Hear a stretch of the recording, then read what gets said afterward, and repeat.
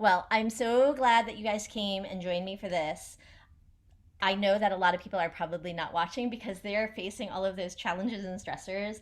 And if you're stressed out, a workshop is sometimes the last thing you want to do, especially in the middle of your day. So I'm just so thankful for you all joining me right now.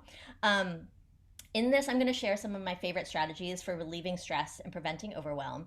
And I am going to be, this is actually kind of a practice talk for me because I'm going to be delivering this as a conference presentation in December. So if you have any feedback, totally welcome that. Um, for those of you who don't know me well, some of you know me extremely well. The two themes that kind of run through what I do is inquiry and encouraging the light. And by inquiry, like I'm a neuroscientist. I love science. I love the research. So I'm a total data head. And I love thinking about what actually is research backed that works to combat stress.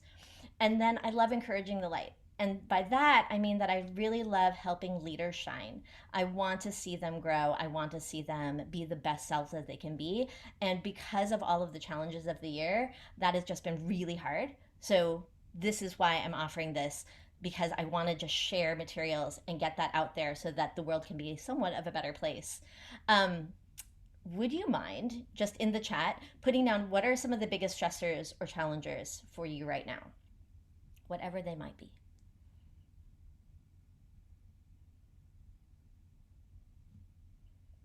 I see lack of staff. Yeah. Kids at home not sleeping. Totally. Pandemic. I know. Stress, burnout. There's been so many changes in just everyday life. You can sometimes feel like you can't count on anything. So that uncertainty is like a big, big thing. So, what this workshop is going to be about is this. So, this is our agenda for the day, and it's actually a timeline agenda. Think of it as there are stressors in one's life, and there's sometimes chronic stress. So, like, suddenly you get the email that a staff member is not returning or needs to take 2 weeks off because of COVID or whatever else, right? That's a stressor. That's that part in the moment. And then that can become chronic stress as that lingers. And this is like the timeline as time goes on. I'm going to try to offer you a bunch of tools. I'm going to offer you one tool for what to do in the moment. So, at that moment that you get that email, what do you do? How do you calm yourself down? The other one is two different tools for what to do over the course of a day or a week, because that's where like the to-do list and the busy and everything is coming down on you and you have way too much on your plate. So that's the place where I'm going to offer two different things that might be possible for that longer term. Then there's what happens in the month. So, on the month long scale or even a year long scale, how can you create resilient systems and how can you keep your tank full? So, that's going to be the month long. And then finally, how can you change the culture and make the culture one where it's a resilient, stress free, or at least stress um, intelligent culture? So, that's what our agenda is. I'll begin with what to do in the moment. Oh, actually, let me rewind just one more thing. If you've been to my other classes and workshops, because I know that some of you have, there some of this content may seem familiar. There is new stuff, so hang in there. And are you guys all ready? Go. Let's dig in. So the first thing, what to do in the moment. So when a stressor hits, how can you keep yourself calm? How can you reduce that stress? So one of my honors thesis back when I was in college was working with a stress researcher, Robert Sapolsky, and his whole body of literature was all on stress. And the way that the brain processes stress is here. And here's your brain, here's your spinal cord, and there's two different systems in your brain. One that is your fight, flight, or freeze system. That's your stress response. And then there's another response that called the parasympathetic nervous system. And that one is your rest and digest. So they two kind of work in parallel. And the stress system is super important because when we were evolving as human beings, a big stressor like a lion or a tiger or something out in the world would come at you, and you needed to be able to activate this system in order for you to respond to it properly. So, for instance, if that lion or tiger jumps out of the bushes at you, what you want is your heart to start beating fast so that you can motivate all of your blood and oxygen systems to be at full force. Same thing with your lungs. You want to be breathing. Other things, though, long term things, you can shut down because you don't need them in that moment. You don't need your stomach, you don't need your intestines.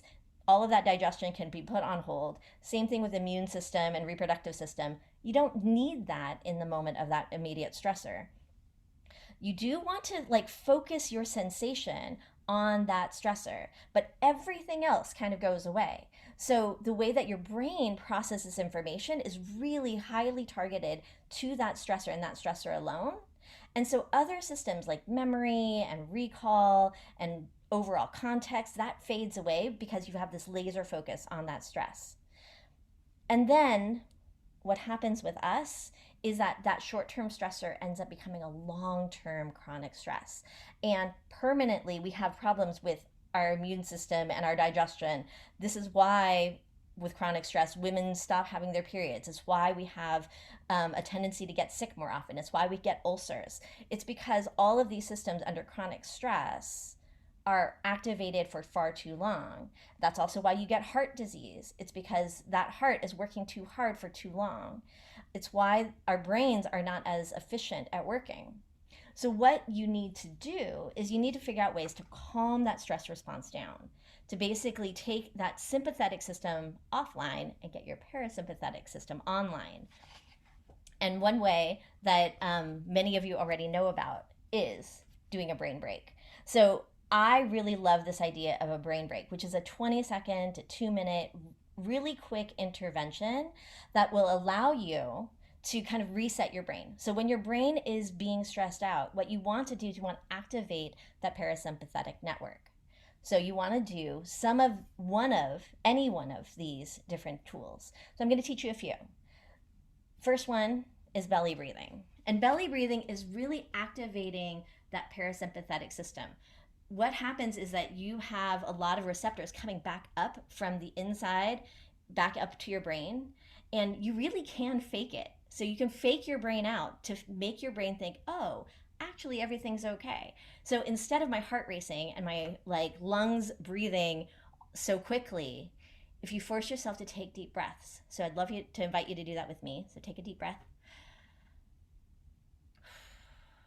And what you're doing is you're trying to fill your stomach. So let your stomach relax and soften with each breath. Do that again.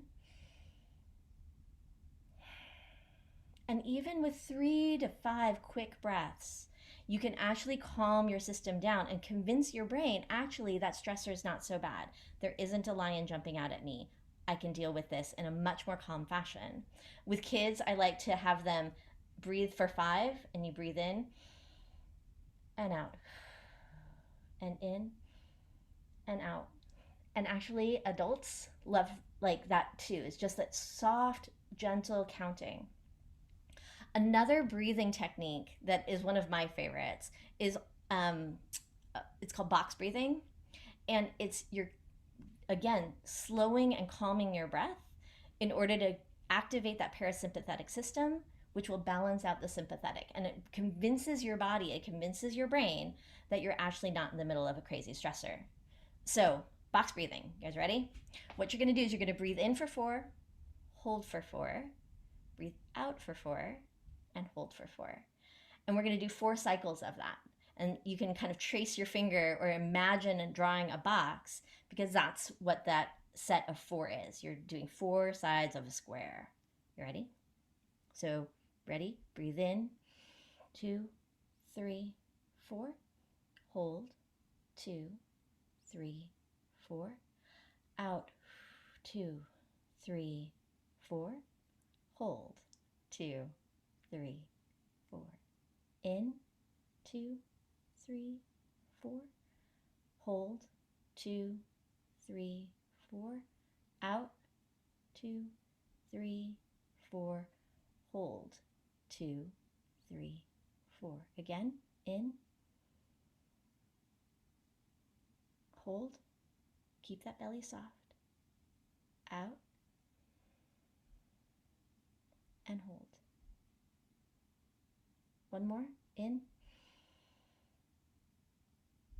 hold, and then out. Get all that air out like a balloon deflating, and hold. Perfect. How was that? Feeling a little better? All right, good. Um, Let me teach you a few others just really quickly because it's good to have a repertoire of brain breaks. And I know that I'm packing this session full of content, but that's because I want you to find one that's going to work for you. So even if belly breathing and box breathing is not your thing, hopefully one of these other ones will be. So near and far, that's one where you simply like, I love to step back from my computer because that's where my focus always is. I like to close my eyes and I like to think about, okay, what is the sound that is farthest away from me, location wise, that I can still hear? So I hear the air conditioning. I hear a bird outside. I hear a car on the road. So you just listen for a moment for what's far. Then you bring your attention back. What's closest sound-wise to you right now? I hear my breathing. I think I hear my shirt rustling.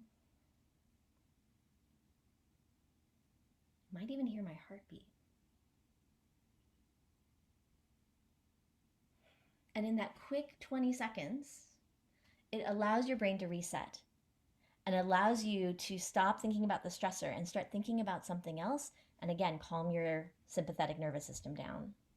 Some other tools, finding a texture or something that you can touch or feel that is different than what you've been touching or feeling. So if you've been touching keyboards and pencils, like I have this like squishy thing for my wrist on my mouse. So that's a lovely thing. It's just feeling a new texture and really focusing on it. Other ones are music. Just play your favorite song. Really, that does wonders for your brain. Go outside and take 5 breaths outside and come back. That does, again, a huge thing. Or just walk around the building. And some people really love to doodle and do art. Like, that's another great brain break. All of these, any one of them, just try it whenever you're feeling a little bit anxious, a little bit elevated. Try one and just see if it makes a difference. So that is strategy number 1 for what happens when you have a stressor in the moment. Any questions there? Any questions? You guys good? Anything that anybody wants to add? There's some other experts in the room. All right. Fan of tummy time. I love it. Like little kids that get down on their tummies, like I actually love grounding, like any grounding practice that can get me in touch with the ground. So like wiggling my toes on the ground or inside of my shoes, somehow that also really helps. Any kind of grounding, any kind of thing that gets you back down onto the ground and kind of in touch with the earth makes a big difference. All right. So then the next one, the next whole like section, I want to think about what happens in a day or a week. Because the problem is overwhelm. There's too much to do and too much stress. And I kind of break that down into 2 different parts. You either have not enough time to do it all, or you don't have the capacity to do it all. And so I want to address each one separately because the strategies that I want to offer, one of them is what do you have, what is it when you have too much to do? How can you trim your to-do list? And the other one is what happens when you have too little capacity. So the first one that I really want to kind of have you think about is what is there when there's too much to do. So I want everybody here to think about one thing on your to-do list. Think about something on your to-do list. Got it? Okay. So when you have something on your to-do list, I find that sometimes I ruminate on that thing and it keeps me up at night. And if instead I figure out, okay, how do I do that thing or get rid of that thing or somehow stop thinking about it, it helps so much. So I think of it as there's 5 D's that you can do with a to do item. You could dump it, delegate it, date it, do it, or redefine it. And in order to do that, you ask yourself 4 questions in a sequence. And I'll walk you through something that I did literally with a client yesterday and an example that she had, which was hanging over her head was cleaning her garage and making her office livable because it was like kind of getting so messy that she couldn't find anything or do anything about it. So, question number 1 is, what if I didn't? What if I didn't actually do it and just kind of left it sitting there? Never touched the office, never touched the garage. For her, she was thinking about that. At first, she said, oh, actually, not much. I could just dump it. I could just leave it the way it is. It's been that way for 15 years. Like, what's the harm, right? But then she sat with that a little longer. She's like, no, actually, it's still going to bother me. It's still going to annoy me because there's times where I can't find anything. Okay, so if the true answer is not much, you can dump it. You can just literally cross it off of your list. Otherwise, you ask yourself the next question. The next question, does it have to be me? So is it something that you could give to somebody else to do? And there's oftentimes we hold on to things and think, oh, nobody else can do it as well as me, so I might as well just do it myself. Or if I don't do it, then no one ever else is going to get to it. And I want to challenge that because that's often not actually the case. Does it really, really have to be you? And sometimes the training of somebody else might take a long time initially, but if you think about how many times you're going to be having to do that thing, and if it really is somebody else's responsibility, then isn't it better to teach them how? So, like my son, for a long time, I wanted to ask him to empty the dishwasher, but I kept seeing like all my stuff all messed up and not in the right places. So I said, fine, I'll just do it. It's so much easier for me to just do it right myself. But really, all it took is me teaching him how, teaching him, oh, this actually belongs here. Oh, when you put these away, and, put them actually in the cabinets and sort them. And once I did that, it was fully delegated, and it didn't really have to be me. For my client, the one that was thinking about her office and her garage, for her, that wouldn't be possible for her to delegate because it was all about like organization systems and creating a space that worked for her. And that wasn't something that she wanted to delegate or something that she really could delegate. So follow the next arrow to the next question. The next question, does it have to be now? Like, does it actually have to be right now? Or is it something that could wait? And if it can wait, something really good to do is simply put a date on it, because then it's no longer lingering in your head. It's no longer on your list that you have to look at every day. Instead, it's on your calendar. And on your calendar, it actually offers a completely different mindset. It's, oh, I've set aside time. This is when I'm doing it. I've got 4 hours blocked off.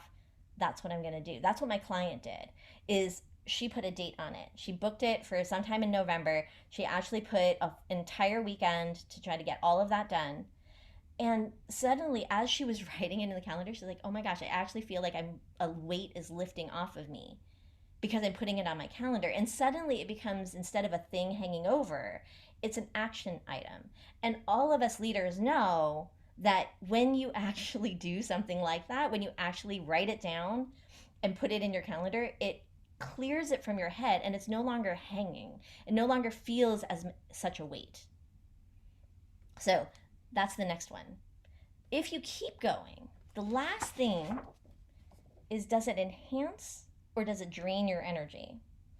So in this case, you have to think and you have to do like a little weight balance thing.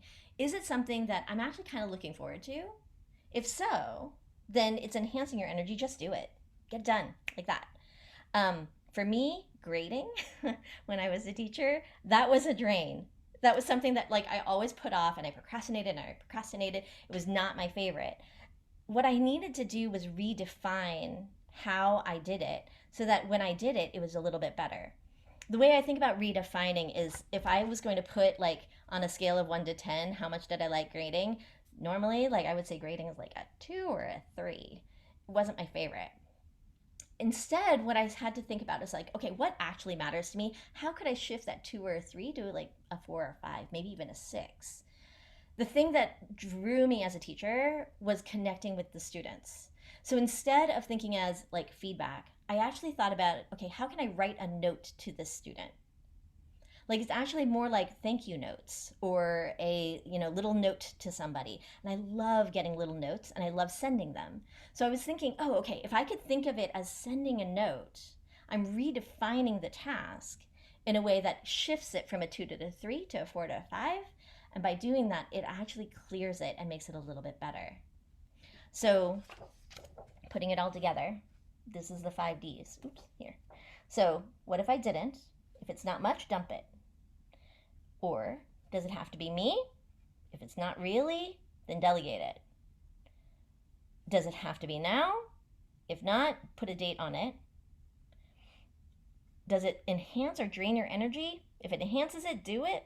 If it drains it, see if you can redefine it in such a way and then do it. Because that process of redefining it and doing it with a thing that is a little bit more joyful, a little more connection building, a little more in tune with who you are, changes the entire process to something that's a lot less scary. So that's one strategy for what happens when there's overwhelm and there's too much to do on your plate. Hopefully that can actually clear a lot of things off of your plate. And I have like a blog post that kind of details this in great detail, and you can kind of walk it through on my blog, and I'll show you my blog link at the end. A different strategy for what to do in a week or a month is to use this mindset. Manage your energy, not your time. It's a huge one. Normally you think of time as, okay, I've got 24 hours in a day, 8 hours of that is sleeping. This is how I'm going to block out my time. And you think about every single minute, like how can I use every single minute to be as productive as possible? But that actually contributes to the burnout. You can't get yourself more time.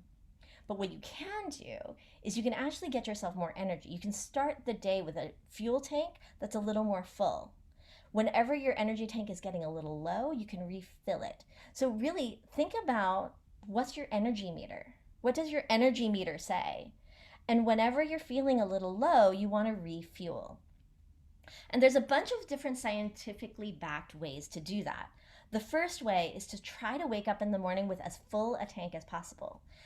That means getting a good night's sleep. It also means that the first thing you do when you wake up, try not to make it something that's draining you. Like at first, a long time ago, I used to wake up and the first thing I would do is check the news and check Facebook. And checking the news and checking Facebook is actually a big drain for me. Like I get all doom scrolly and I'm like, oh, the world is ending. It's way better to not do that. And instead now I fill my morning with the first thing is either a meditation, some yoga, some qigong, some writing. I watch a video that I've always been waiting to watch. Like I have, or read a book. Like I have a list of things, just the first thing, 5 minutes. But that allows me to wake up with a full tank. Then throughout the day, there's a lot of research that shows if you do a day and if you have an hour, try to use it in a certain way. A lot of times I find like if I have a free hour, I fill it up with all sorts of little things. Like I go and check my email, and then a little while later I get a text and I respond to that. And I go and check my Facebook. Oh, and then like that reminds me I need to text somebody, so I text somebody. Then somebody walks in and says, "Hey, do you have a minute?" That's do you have a minute? Like that happens, and your entire hour of like so-called free time or productive time gets eaten up with all these little things. And all those little things in the moment sometimes makes you feel productive. Oh, I got a couple emails out. But in the end, it was kind of a waste of an hour and your brain was all scattered, and at the end of it, you're drained. What the research suggests is that the best thing to do is to have a period of sustained focus on one task and one task only. So you bunch all of your emails into a single block. You bunch all of your communications, like, okay, I'll make all my phone calls and do all my texts right now. And then you do an intentional recharge at the end. This is what we do with students in the classroom. We give them 50 minutes of sustained focus. It's math period now. You focus on math. And then at the end, you give them a recess break. And that actually works for adults just as much as for kids. And that kind of a pattern allows you to keep that energy tank up and keep your energy meter high throughout the entire day. All right, those are my two recommendations for what to do in a day or in a week. Questions? Any questions? Any thoughts? Comments? Additions? Again, I've got experts in the room here. I know I do.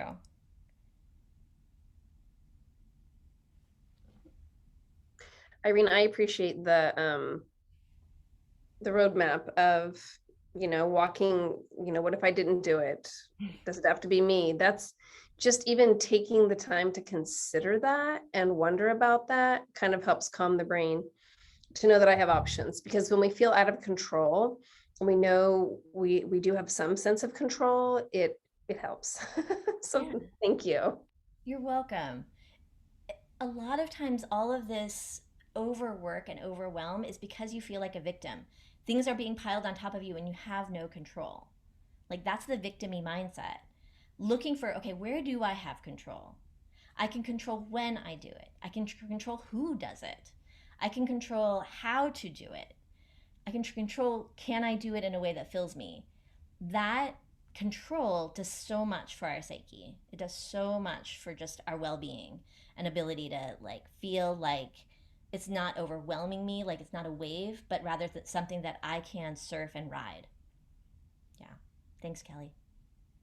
Okay, next. What to do in a month.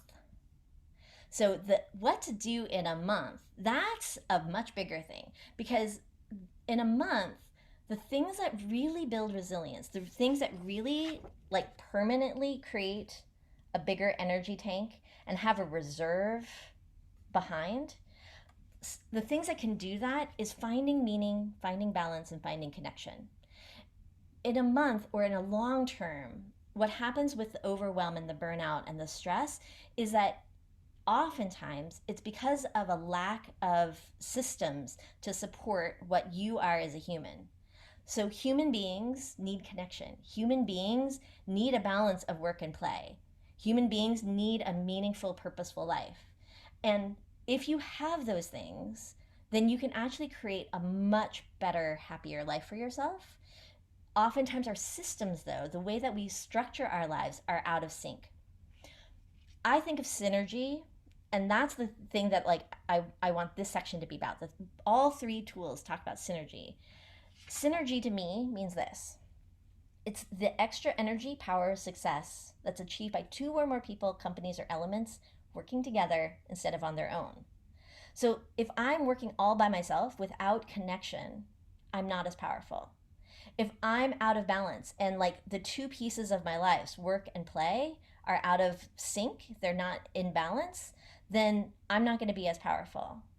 And same thing is like if I'm doing things that are out of alignment with the purpose that I have in my life, or if I don't even know my purpose, then again, I'm not going to be as powerful. I'm not going to have as much energy or success.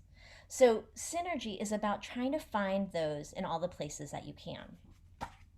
And I really do think that if you can create synergy in your life, you can change the trajectory.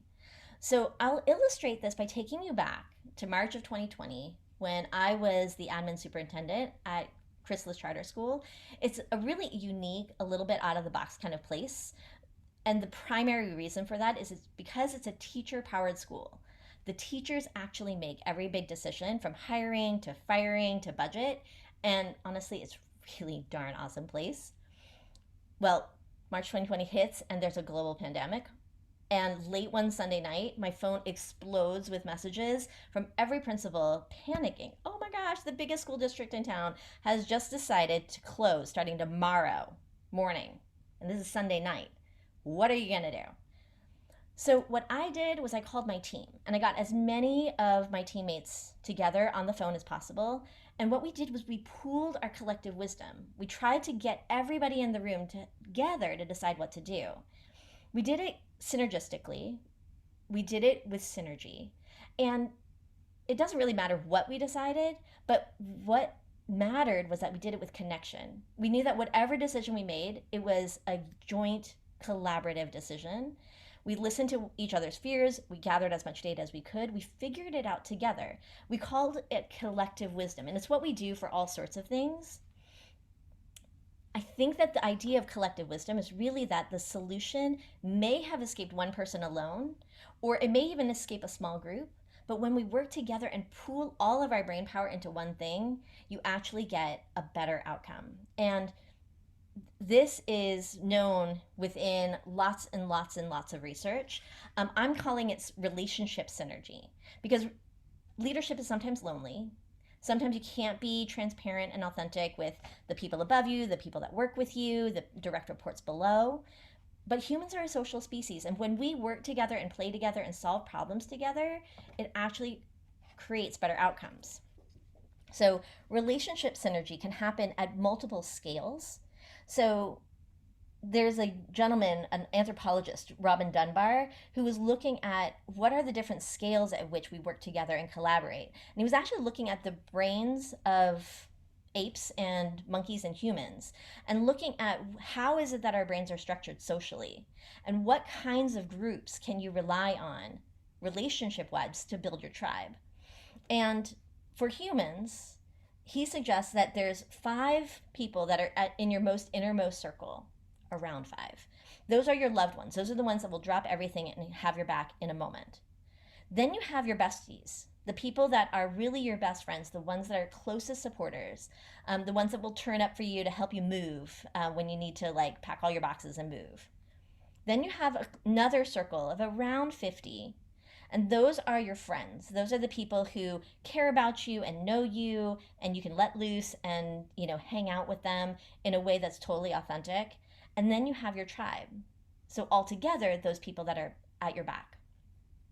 And what's really interesting is that there was a recent MIT study that looked at cell phone data. Who do you call most? And what they found was it actually broke down approximately like this, that we have 4 people that we call all the time. Those are our loved ones. There's about 11 more people that we call a lot more frequently. It falls into another bucket, and those are our besties. You add another 30 more people, then you have a group of 50. Those are the friends that you call on a fairly regular basis every now and then. And then the other circle are all the other folks. And it was just fascinating that our brains are organized a certain way and our behavior is actually aligned very closely with it. In the age of social media, we end up having a much larger circle around that. And sometimes those circles can be really helpful as well. But having multiple circles, multiple tribes to rely on, actually is showing that benefit, that people are happier, that they have a culture, that there's less stress, less burnout, more energy, higher productivity. Like one study showed 100% more energy, double the amount of energy, 50% higher productivity, and 76% more engagement when the culture of the workplace was one in which they had a trusting, safe, secure relationship with all of their other colleagues. I mean, like that is huge in terms of being able to be part of something that has culture. So that's only one kind of synergy, relationship synergy. I want to tell you about 2 more. So the next one that I want to tell you about is called identity synergy. Now, going back to my story about Chrysalis, another really special thing about that school in particular is we have a very powerful mission that every single staff member embodies every single day. The mission there is in encouraging the light within each student to shine brighter. And back in March 2020, when COVID hit, that's how we approached school closures. We had that single minded focus on that mission. How do we encourage the light in each student to shine brighter? And because we had that, we created a system and everybody felt motivated and everybody felt like they were working together. And it was almost as if the path simply unfolded before us. It was a very clear way that we wanted to move forward. And that's what this other kind of synergy can do, an identity synergy. It's being connected with a really powerful, important mission, something you truly care about and truly deeply believe in. And the result is more energy, productivity, and drive. Simon Sinek, he has a gorgeous TED talk about the power of why. What he calls a person's why, some other people call it their purpose, their calling, positive psychology researchers, and I call it our meaning. And it's not just like happiness, it's about making a difference to others in an impactful way. It's something that can be found in your work, outside of work, or both. And when a person can align what they do to a mission, a why, that is meaningful and rewarding, it totally makes you come alive. And our identity as human beings gets ignited and comes alive with that passion and fire when you have a powerful why that you know.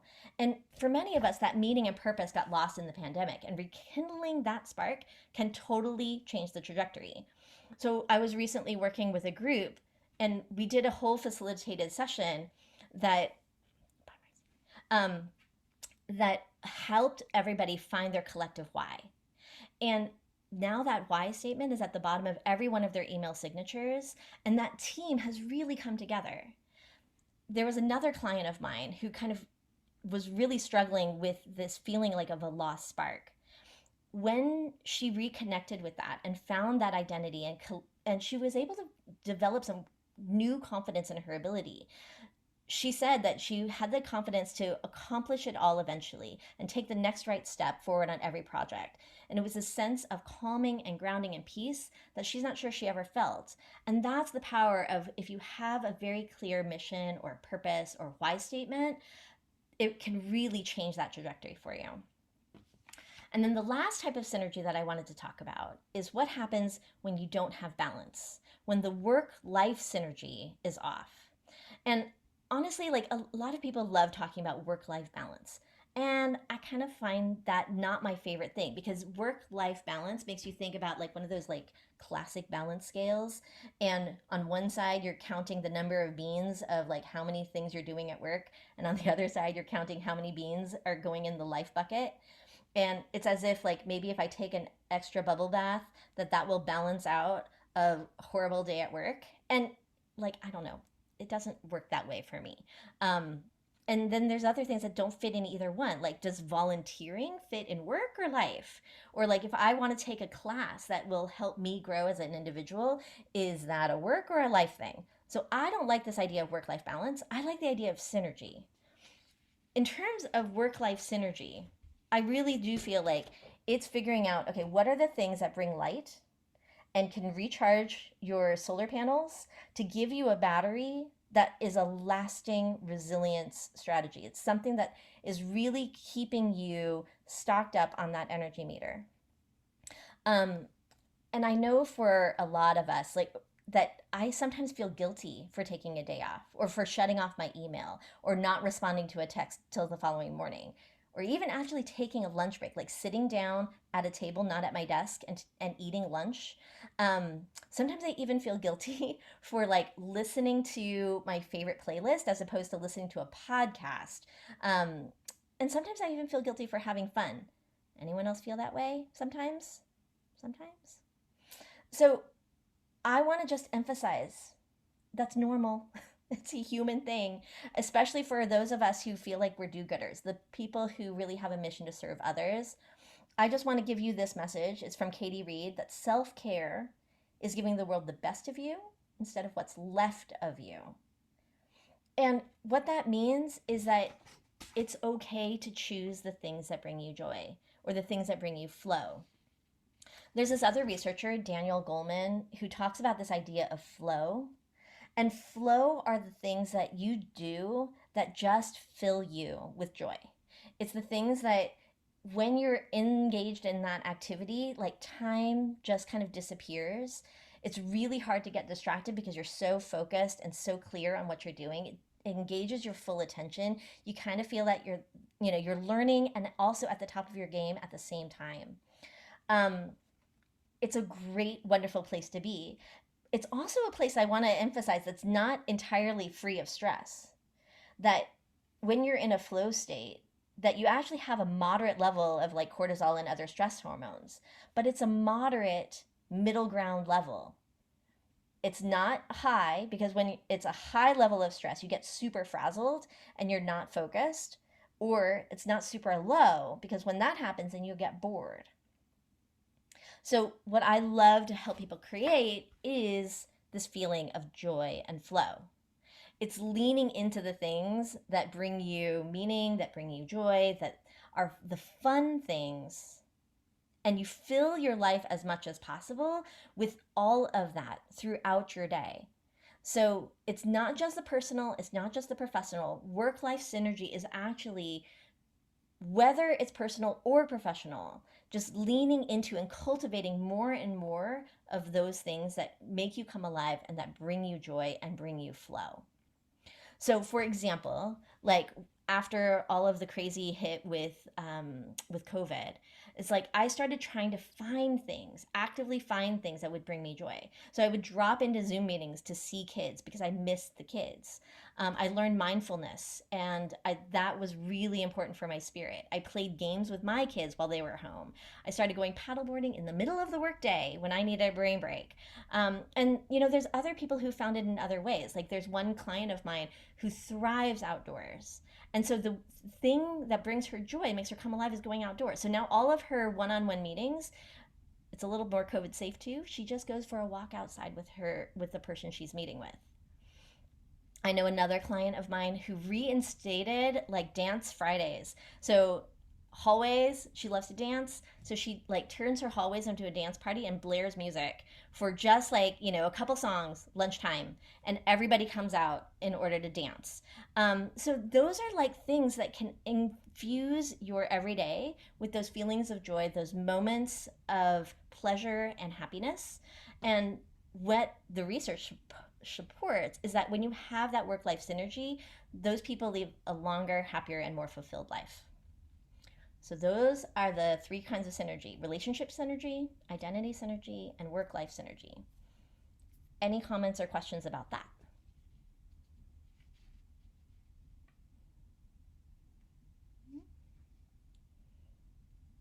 All right, cool. So, the last thing, remember we were talking about in the moment, in a day or week, in a month, and now what happens in a year. We're looking at the big, big long term. And one of the biggest problems with our culture, our current modern day culture, is what I call a cult of busy. And Brene Brown captures it extremely well. She says that the hallmarks of that cult of busy is that people use exhaustion as a status symbol, they use productivity as a measure of their own self worth, and that anxiety becomes a lifestyle. Having that level of like, oh, I'm always busy, oh, I'm always anxious, everything's always happening. And that becomes a lifestyle. And I really do think that that is the wrong way to be. That culture has infiltrated our lives too much, and it's time to change that. So, the way to change that, how do you destroy a cult of busy? And it takes time to do it. The things that you can do are when you ask somebody, hey, how are you doing? And they say, oh, I'm fine. Don't take I'm fine for an answer. Ask questions. Hey, are you really fine? Are you getting enough sleep? Is everything going okay at home? How are the kids? Like, actually asking and treating somebody like a human and not taking I'm fine as an answer is really, really, really good, because it means that you care. But it also means that that person gets seen, and that level of maybe they really are fine, which is great. But I know a lot of people aren't, and they kind of hide it. So that's an important thing. Another one is when you hear something like, oh, I was working all day on Saturday, or I was here until 8 p.m., people sometimes brag about how hard they're working. And again, that's that productivity as self worth kind of piece. They make themselves believe that if I'm super productive, if I'm working really, really hard, that is how I can earn my own self worth. That's how I can prove my value. Oh, I skipped lunch because I don't want anyone to think I'm not working. So I want to bust that too. I think that really, again, asking questions. Oh, wow, that sounds yucky. That's really hard. I was here at 8 too, and I know that I need to be able to get home. That wasn't working for me. Is it working for you? Um, Really actually asking, hey, have you been able to disconnect? Have you had a time to take a vacation? Have you had a chance to turn your phone off? Like, those things are really important. And being able to engage with people and talk about that is a really great way to shift that culture. Another thing that one can do is make a pact. So that means that you can actually have a group discussion. Hey, I know that I'm on email too long, and I know that everybody else is too. Could we as a team figure out, okay, how can we establish some boundaries around email so that we can all feel comfortable taking a break? If nobody emails each other after 6 p.m., then we can all feel safe not responding. But if only one person does at a time, it kind of can feel weird. So, really making a pact and talking about it and really creating a team mentality around it. Hey, we're all going to support each other on this. Makes a really big difference. Same thing with things like lunch. If you notice that the entire team is not taking lunch breaks, then make a pact. Hey, everyone, I notice that we're not, we're working through our lunches. What do you say about trying to, find a way that we all can feel comfortable taking lunch? That we all just turn off our emails, that we all step out of our offices, whatever it might be, making a pact and working collectively to change that culture is a huge thing. And really all of this is about treating people not as cogs in a machine, but as human beings. And what's surprising sometimes is that when you do research at huge corporations like Google and Toyota, they show that groups that have a culture that doesn't value busy, but one that takes regular breaks, that cares for the humanness of the employees, those are the ones that have the highest productivity and the highest performance. And you don't think that that's what's going to happen because really it's like you're trying to measure yourself by how productive and how on task you are. But really, if you can cultivate that humanness and acknowledge, people actually will end up working more effectively and not necessarily harder, but smarter. So that's the last part about that cult of busy piece. Does anybody have any thoughts about that? I see something about nap ministry. Ooh, what's that? Tell me about that. As a net ministry is an Instagram account that I've started following that speaks exactly to this cult of busyness, this glorification of overwork and constant grind culture. And literally, the Instagram account is full of just, have you taken a break today? Have you slept? Are you resting? What are you doing? Are you still working? No, stop that. Go to sleep. It's Yeah. great. Oh, yeah, that's great. And when you feel like it's a whole culture shift, that it's not just you, but actually a cultural change, it's so healing for the self and the psyche. Awesome. Thank you. Anything else? All right. So, here's my invitation to you. As I said, I was giving you a ton of content today. What I'd like to ask is not that you try to adopt it all. Don't. Do not try to do that. Always do tiny steps. So pick one new strategy, one new thing that you can implement or that you can teach somebody to implement to reduce stress and challenge. Can you put that in the chat? What one new thing will you try or will you teach somebody to try?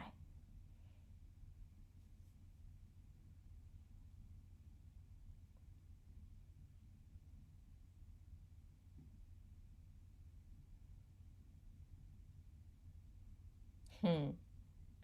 5D, your to do list. Yes. Make a pact. Great.